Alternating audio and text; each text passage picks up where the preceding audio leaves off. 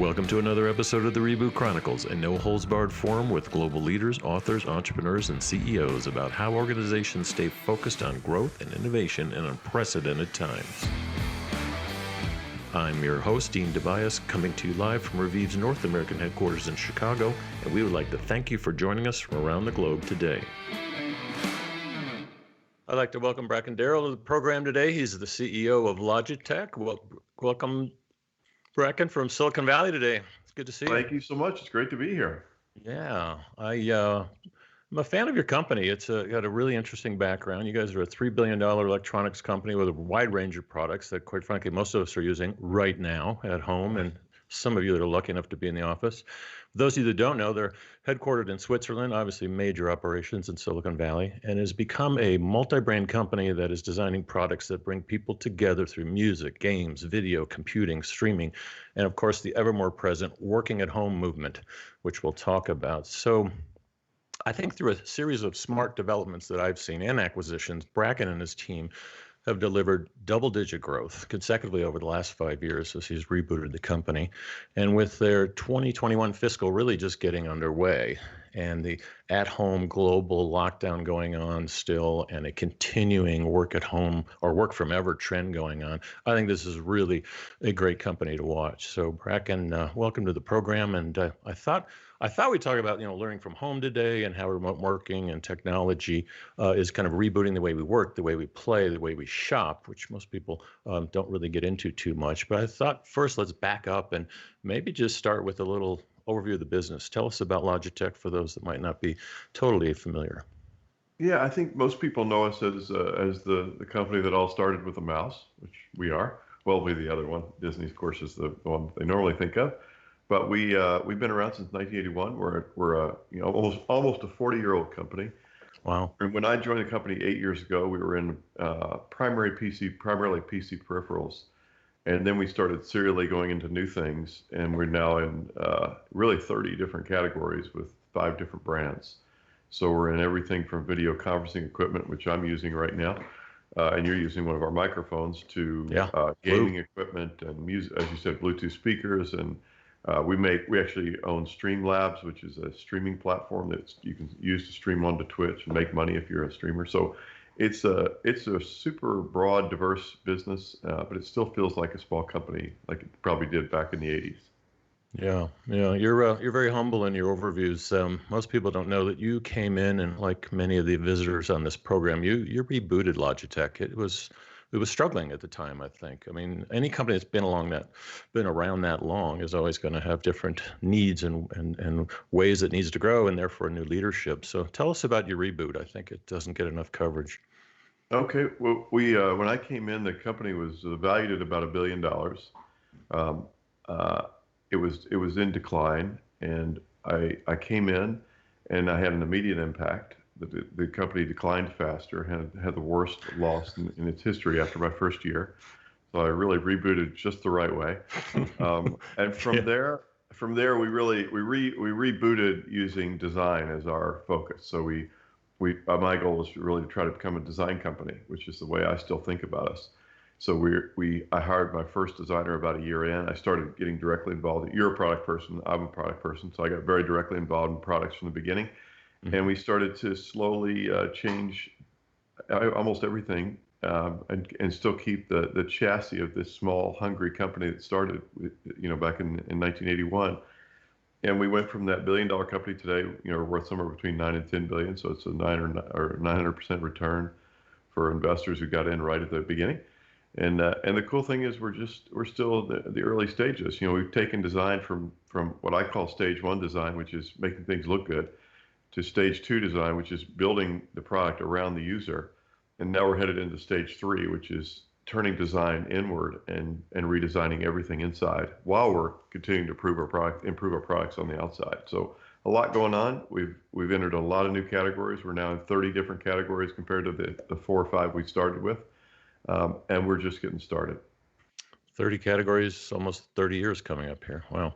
40. I'm sorry, 40. Do the math. That actually is amazing, especially for a Silicon Valley company and or Silicon Valley Swiss.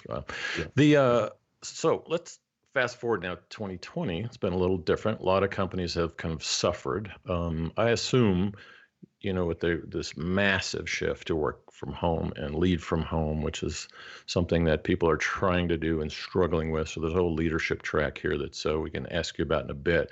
But what's been the impact on Logitech? I assume it's better than some of the retailers that had to close. You guys have maybe had a opposite effect?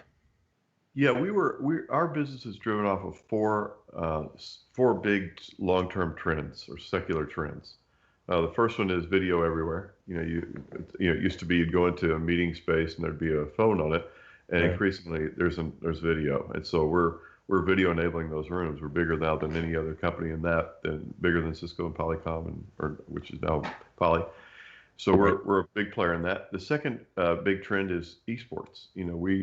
We got in pretty early in the rise of esports. Back when I first came, we a student body left and put as many people as we could on it, because I had kids who were serious gamers, and they told me, "Dad, get with the picture, man. You guys have a great brand, but no products that make sense." And we started investing. So that secular trend is going to continue. Esports will be part of the Olympics, I suspect, in over the next 4, 5, 6, 7, 8 years. And then the third big trend is working from anywhere. Which, as you mentioned, during the pandemic has gotten a shot in the arm, but it was already on the way up. And then the last one is streaming and creating, like in a way like we're doing now. I mean, Right. But the democratization of streamers has opened up new categories for us, and all those are trends that give us different categories of opportunity, and we've just entered more and more categories across all of them. So kind of sticking with the times that we're in, your company has done a few things to kind of pitch in and help out, and I guess give back would be a better word, around the globe. What have you actually done? Well, we've done a lot. We're in the wonderful spot where our products actually became more relevant during this period when COVID-19 really kicked in. So, we make cameras we've given a lot of cameras to teachers and hospitals. Doctors connecting to patients inside the hospital. We've created a cart where actually the healthcare workers don't have to go into the COVID-19 infected rooms. I saw that, yes, on wheels. So it's a little. Tell us about that one. Yeah, it's pretty basic. It's really a very nice webcam. It's set up on a cart, and what that enables people, they can wheel one in there so that the patient can see the doctor, or can connect to their family on the outside. It's such a tragic period for so many people, but you certainly want to be able to connect with those you love. So we've done that. We've also we've rolled out a program where we connect teachers to students. Overnight, every teacher became a virtual teacher, and they needed a good camera. And so we did 12 or 15,000 at this point, headsets and webcams, so that they could do that. And then we've just been all over the world. We've had our own people going out trying to do good stuff, whether it's donating cameras or helping people. It's been in a way the most important period in our company's history from the standpoint of really connecting people to other people. Yeah, that's a big commitment. I mean, giving away free hardware is a lot different from digital companies providing extra cloud space and this and that. That's all they needed. On top of that was someone to help them kind of figure out the curriculum and the new environment and the coaching and the training. It sounds like a lot of your employees kind of jumped in there too, which is fascinating. You've got a global footprint too, which is very helpful. Very. So just kind of looking ahead, maybe what we talk about a lot in the program is kind of growth and innovation and the governance around it. So without getting too into the weeds, I'd love to hear your strategy a little bit, whether it's the past or maybe we'll talk a little bit about the future at the end. When you look at developing new products and services, so your design thinking, you're bringing that more into a common structure into the company. So three things that I usually talk about in the Reboot series is, build, buy, borrow. So are you building some of your own technology? Obviously you are. Are you buying it and acquiring? You've done some really good jobs. I think acquiring companies like Astro Gaming, Streamlabs, Ultimate Ears, Jaybird, and of course Blue, this thing here. Yeah. Quite frankly, I think you've been one of the smartest acquirers out there, not overpaying for stuff as well. And then the last one is the build, buy, borrow. So borrowing, partnering with other companies to kind of accelerate innovation. So I'm just curious how that mixes together in terms of your product roadmap and how your people approach growth and innovation. Well, I'll start by saying, we before I get into build, buy, borrow, I'll talk about how we how we structure ourselves. So Great. I spent my whole career in big companies, and I learned one thing in there, which is I don't want to do anything like a big company. Big Right. companies have only one advantage over a good startup, and that's scale. And of course, scale is a huge advantage. So it plays out in many different ways. But everything else is a disadvantage: the bureaucracy, the hierarchy, the slowness. So I didn't want to be like that. So what we've tried to do is one of the reasons why we have 30 different businesses now is I feel like the chief rock breaker. As we grow, I keep breaking these teams into smaller pieces. So we've gone from 4 to 30. We'll probably one day be 50 or 100. And so what that's done is it's given us these small teams with a lot of ownership and accountability for what they're doing. As part of that, early on, we created this concept, which is very, very technically difficult. Let me take a minute and try to explain it. I wish I had a whiteboard. It's called trees, plants, and seeds. It's not hard. So the tree is the big old core business that is, slows down and is healthy, but it's not going to grow really fast. The plants are fast-growing existing businesses you can pour fertilizer into, and they grow even faster. And so we had those businesses we identified very early. And the seeds are exactly what they sound like. They're these new startups. It's your whole series. They're these new startups internally that we create. And so we started that, literally from the first year that I was here, and we've been serially doing this ever since. So, and in the seeds, we've actually brought in a lot of entrepreneurs into the company to help build them and create them. And we even have a different compensation structure for some of them where it makes sense. So that's been probably the structural difference between us and a lot of other companies. This isn't rhetoric, this is real. And it's made a big difference for us. And we have, we have between 5 and 15 seeds at a time in development. And a lot of them never make it out of the gate. And if they don't, we give everybody a bonus and we move on to something else. But many of them do, and really our first seed was probably our video conferencing business, which today is a over $400 million business, and it's grown, it grew 60% last quarter. So it's on fire. I bet Polycom and Cisco didn't see that one coming. They didn't think you'd act like a startup and come up with something totally different and unique. And that's both a services and a hardware business, really, isn't it? Yeah, it's becoming a service and hardware business. It's really hardware. It was a hardware business first. I don't know if they didn't see it coming or that it was so small that they didn't care. No, they didn't see you coming, is what I meant. I don't know about that. They didn't say the Bracken train coming. Well, I think at the end of the day, the reason we got into that business is, this is what great entrepreneurs do, and we were many great entrepreneurs, not all, but they follow the customer. And so the customer was taking our webcams, I went into several, early on, I went into several small startups offices, and they'd have their big conference room or boardroom was a TV on the wall and a webcam on top of it. And they'd hook their computer up to it, and there you go, that was it. And they do all their conference calls that way on this new thing called a USB connection. And so we said, gosh, we can do a better camera and microphone than that. So we made a little bit bigger one that looked a little like Wall-E, the cartoon. And and that one did pretty well. That was about it became like a $6 or $7 million business for us. And we thought, we can do better than that. And then we can do better than that. And Wall-E is still out there. We call it Orbit Ali internally. But now we can do all the way up to boardrooms and larger rooms, medium-sized rooms, anything. I like that because it was very cumbersome equipment back in the video conferencing days with telepresence. Cisco tried to make it better, but it was still massive investment. And you've it's almost like the democratization of this equipment and made things smaller and cheaper and better and more plug and play. So I would always find I needed a guy or a girl or someone to come and help me get all that equipment going in the old video conference, especially in the boardrooms. You'd be like, oh no, it's not working. They always call someone. So now with work at home, I don't see a lid on this thing. I mean, this is unlimited growth potential, it seems like. Yeah, I really agree with that. You described the scenario that we actually have a piece of advertising. We don't do a lot of advertising, but we have a really cute piece of advertising called TAP, Logitech TAP advertising. You just put that in Google, and you'll see, or YouTube, and you'll see this. But it describes exactly what you're talking about. In this case, the IT department is literally tap dancing on the table. But it's a hilarious commercial. It's wonderful.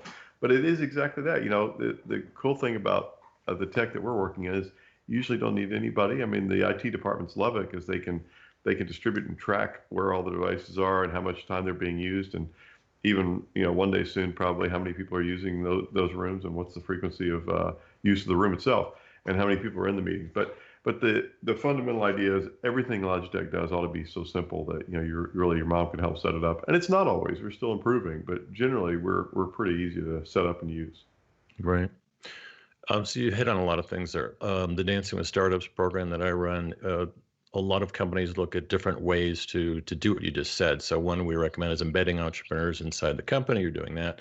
Another one is to kind of separate from the mothership, setting up separate operations in other places. My guess is you've done that, whether they're labs or just a bunch of people.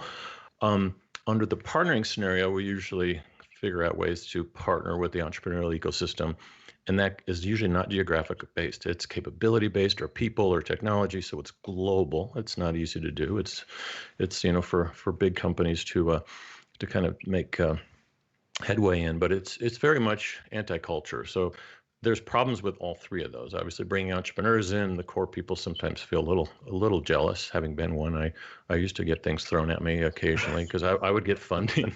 I would get funding to come up with the new cable modem that we invented, or a fiber optic cable TV back in the Antec Eras days. Not everyone was happy with that. And you seem to handle that very well from a leadership perspective. So I wanted to get some insight onto that, and then we can move to kind of borrowing and partnering, see how you guys do that. That'd be awesome. Okay. Well, we do bring entrepreneurs inside, but we don't only, the emphasis is more on small teams than it is just on bringing entrepreneurs inside. So we generally try to give people a lot of accountability, a lot of ownership. When we survey our people, which we just did our first real engagement survey ever, it was really impressive how much people felt like they could do what they thought they wanted to do or needed to do for their business and felt unencumbered by that. So, and that comes with this structure because, if you have 30 different businesses and one CEO and a flat organization, I have 24 direct reports. I'm not going to get in the weeds on most of those things. I'm going to, they're going to have to run it. I always say I don't run this company. The company runs, and I have a job here, and my job is different from other people's jobs, but everybody has a job. So it's a very independent place where people can run their own things. And it's an exciting place to work. There's a lot of change all the time. We're super agile because of that, and fast. And I think that's attractive to people who have either had their startup and they say, I'd like a little more consistency than having my own startup and having all that nightmares, late night sweats and things. I'd like to have more, but I love the independence and the creation and the whole process of ownership. That is the perfect blend, especially if you're married or something. It's like it makes the household a lot happier too. The struggling entrepreneur is it's a tough zone. Yeah. So that's a great culture. 24 direct reports, you have to leave them alone. So I bet most of them appreciate that. A very, very different culture, like from Apple, where it's like, tell me what you're doing every Monday morning. I want to, all that stuff is, it's a culture thing. So talk about, so that's kind of stuff you can bring in control. What about partnering with things that don't report to you, that don't work for you, that you don't own, you haven't acquired? Have you done much in that category? Yeah, a lot. I mean, we think of ourselves, but if you look at the original Logitech was an OEM manufacturer for big players like Apple, like Dell, so because of that, we've always viewed it, and we're Swifts, and we're used to playing with everybody all those people operate in the same field, and we view ourselves, and you'll like the analogy maybe. I view myself as a company we're a little mouse. We run around the feet of all the elephants, and nobody minds us. And in fact, we're a harmless, capable partner to most of them. So those big platform players that provides all kinds of services, and we really partner with them. We love them. And Apple, for example, has been we've really enjoyed a great relationship with them. They don't tell us anything that they don't tell you on the outside. We've occasionally had a secret project or two, but generally they don't. But they know that we're going to try to deliver really a great experience with their platforms, and we try to do the same thing with everybody. And so I'd say the primary place we really borrow or really support is other people's platforms. We love that. We create our own too, but I'd say more rarely. We think of ourselves as a peripheral to somebody else's cloud. We have our own services on top of that will go, like Streamlabs or the service we have on our video equipment now, or we'll offer extended warranty and setup and things like that. But generally, we want to be here to help these big platforms be successful with their customers. That's actually really smart because you just basically ride that wave with them rather than competing with them. I don't know if you knew this, but the elephant and the mouse are the two characters in Dancing with Startups, and I know I normally would classify you as the elephant, but against Apple, you are the nimble mouse, or some Yeah. people call it an irritating chipmunk. It can be sometimes as well. Yeah. So that's interesting where, a $3 billion company can actually be the agile player to help some of the even larger players. We call those guys BFSs. So big, fat, and slow needs that capability to be plugged. You're actually both at the same time, We are big, which is fat, and slow. fascinating. Right here, right now. We're big, fat, and slow in too many places. No, that's good. That's good. I mean, the way you've broken it down is smart. How about, I know a lot of listeners are asking, got a couple of questions coming in here about the whole work at home, digital acceleration. We've covered on this program, so I won't do it again, just how much digital acceptance has accelerated in the household, in the work, in shopping, in gaming. Gaming was already there, but how it's actually accelerated by anywhere from 5 to 10 years. Even the laggard baby boomers, friends of ours, right? Even they're like, oh yeah, I'm so hip now. I'm using all the digital stuff, and I shop, and I do this. So that is transforming retail. But I thought I'd get your thoughts on the whole work at home trend. What's going on? What do you think is going to happen there?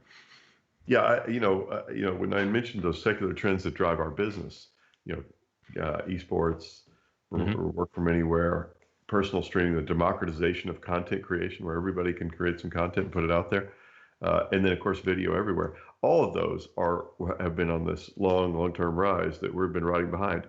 All of them got this big acceleration, like somebody just turned on the fan behind the sails, and very rapidly. So in every case, I think you're seeing more and more of that. I don't think we're ever going to go back to. I know we're not going to go back to where we were from a work from home standpoint. People are getting a better setup at home. People are kind of creating their own broadcast studios. They can do something a little bit like you're doing, probably for a really somewhat a little bit smaller audience.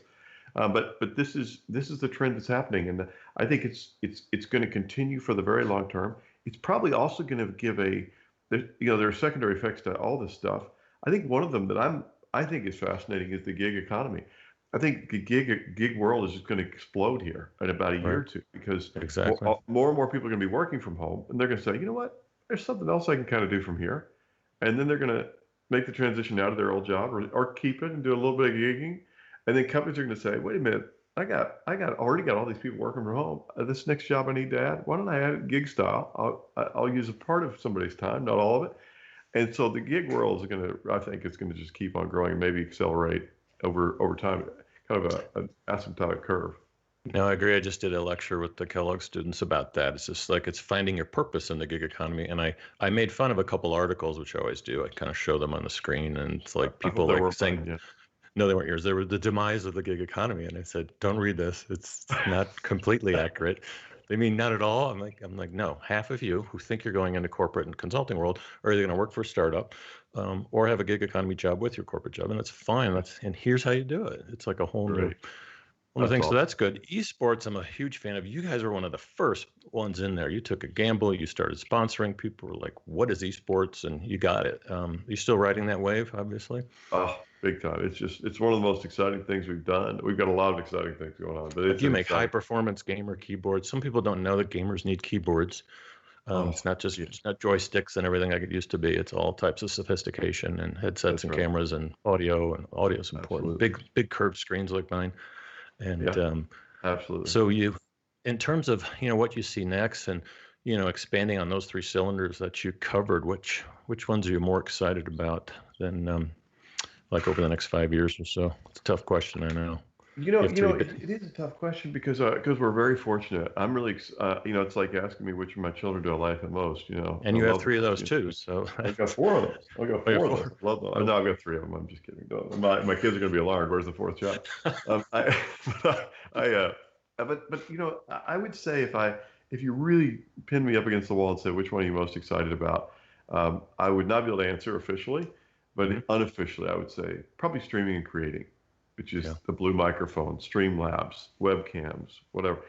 And by the way, it also touches our mice and keyboards, this whole setup, because I really do envision a world where, almost everybody is creating content and putting it out there for other people to see. It's already happening. And it's just going to keep growing, and doing it where it's easy and looking good and feeling confident and getting feedback. all those things are so important, and being able to potentially make a living doing it, which you can do with Streamlabs. I don't know if people know this, but Streamlabs you can use to set yourself up, get merchandise for your followers, and you can stream. And we don't charge a thing for if people donate to you online, with tips and stuff. We don't take any of the money; it just all goes to you. So this is a world that I'm super excited about, and I love creativity. So I see so much creativity through Streamlabs and all their other business. So maybe the streaming and creating part, but it doesn't mean that I'm not almost maybe day in and day out, sometimes even more excited about esports or video everywhere, or even working from home. Yeah, and streaming fits into all those categories anyway. Content creation is everywhere, and I don't know how we can build enough servers to store all this stuff. Actually, I'm always amazed about that. I think that's the real reason. The hardware business is not dead, guys. I think that's the real reason Bezos has gotten into Virgin Galactic, because he's going to have to put servers in space. There's just no more space for a server. There's one outside my window right now. Yeah, exactly. I really appreciate you being on, and next time we'll come out and do this at your HQ, or maybe in Switzerland. Who knows? But that'd be awesome. It's hard for you. I usually ask you what kind of parting words of wisdom, maybe something a little hopeful here for the audience. There's a work at home audience, there's a gamer audience here. There's people trying to figure out what they should do with their gig and where they should be streamers. But yeah, any good parting words for the users out there? I guess I'll say one, and I don't know when people are watching this, but this is always relevant. There's a lot of discussion today about, and there are protests and things about, they're really anti-racism, and people have gotten preoccupied by the vandalism that's happening here and there. I hope people will be preoccupied by the protests. This is a time when I think maybe for the first time in my lifetime, we have a chance to completely reverse this racism problem. And I am super excited about that. And there's such a gap between what we should be doing day in and day out, including in companies like Logitech, where systemic racism and bias is built into the way we do things. And now's the time to really turn the tide. This is the biggest moment in my lifetime to make that change. So I hope everybody will jump in and be an advocate and be a protester against racism and for getting the bias out. Yeah, I think for the first time you're seeing most of the Fortune 500 company CEOs actually coming out and making statements, and it's very different. Why do you think that is? I think people are getting educated. These shocking events where black people have been killed is the extreme horror story that's been going on for hundreds of years, and it's not dissipating now. And I think everybody's sort of realizing that, and not sort of, they are realizing it. And then I think once you realize that, you dig deeper, you realize the systemic problems that our culture and our organization, the way we do things, has created. That's not maybe perpetuating that, although it is, but it's also perpetuating such an unfair playing field. And it's not just about black people, it's about all minorities. But the frustration and horror stories that are happening to the black community are so extreme that they deserve to be focused on. Black lives do matter, and all lives do matter, but Black lives matter. And the reason that term has come up is because of the mistreatment. And I think so many of us that are in leadership roles missed it. We just didn't fully get it. And even though we thought we were good people, including me, and I tell you, I've got the religion now. Or they just thought it was getting better, and in some cases, in some companies, it is. But that's just one little company and one little place. So that's right. So the systemic nature of it is really what needs to be addressed, and public CEOs like you are a great place to be supporting that. So I really appreciate your efforts there, Bracken, and really enjoyed having you on, and look forward to seeing you soon. It's been so fun being on here. Thank you very, very much. Now I'm going to eat my oatmeal. Yeah, sorry to keep you. Okay. Have a great day out there. Okay, see you now. Take care, Joe. Bye.